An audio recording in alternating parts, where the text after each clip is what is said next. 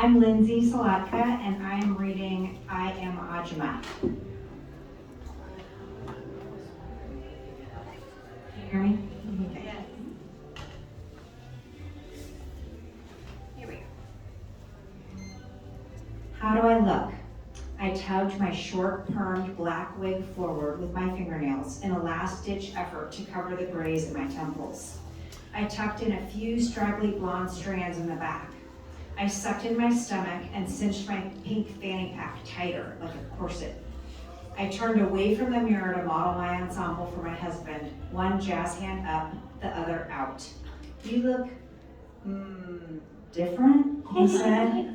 I know that, I said, but do I look entirely sensible? Like a woman with a purpose who has taken a few hard hits in her life and no longer gives a shit if her pants match her blouse.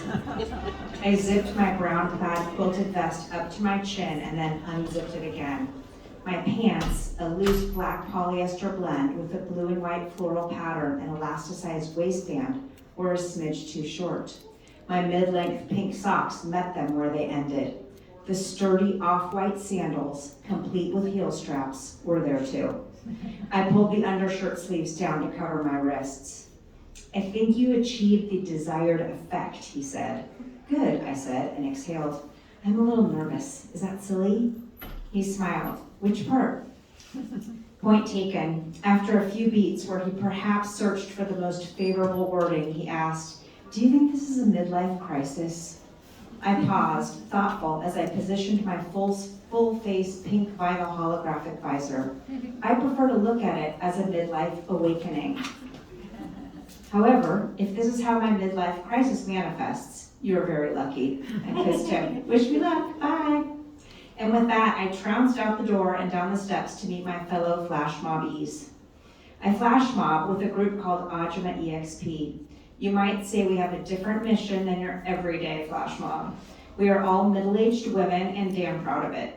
We are mostly Asian, not me though, more on that later, and embrace the spirit of the Ajumma, a Korean term used for a middle-aged woman in sensible, albeit ill-matched clothing, who is spotted elbowing her way through the subway in Seoul or haggling for vegetables. Haggling for any purchase, really, like a mofo.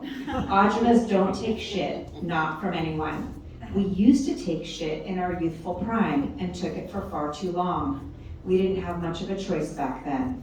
Now we know better.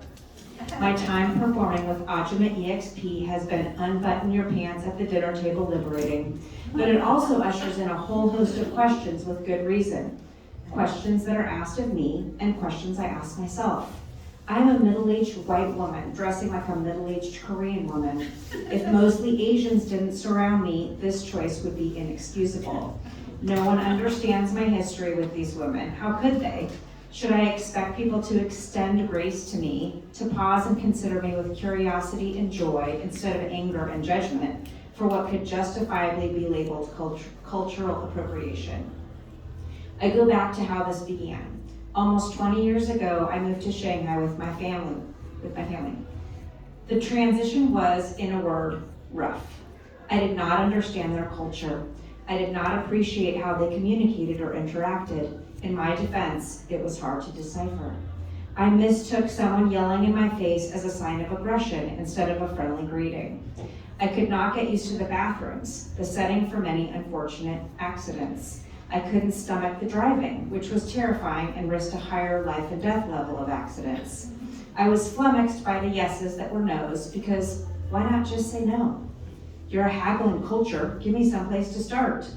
I was often scared for and protective of my children, even though they were probably safer there than they ever have been here. I was frequently overwhelmed and frustrated. I caught myself storming away from a shopkeeper who wouldn't take 12 more cents off a badly needed box of tissues. I had the 12 extra cents, but I knew they were charging me more than they charged the locals, which angered me. I got hung up on the principle and wiped my nose on my sleeve for 12 cents. In retrospect, I think I sometimes behaved like an unhinged person caught on camera refusing to wear a COVID mask at Costco in the early days of the pandemic. But eventually, something happened. I didn't accept everything happening around me, but I slowly began to thrive in some ways better than I ever had before when I was more rigid. I loosened my grip on the helium balloon string of principles and became more comfortable with different ways of existing.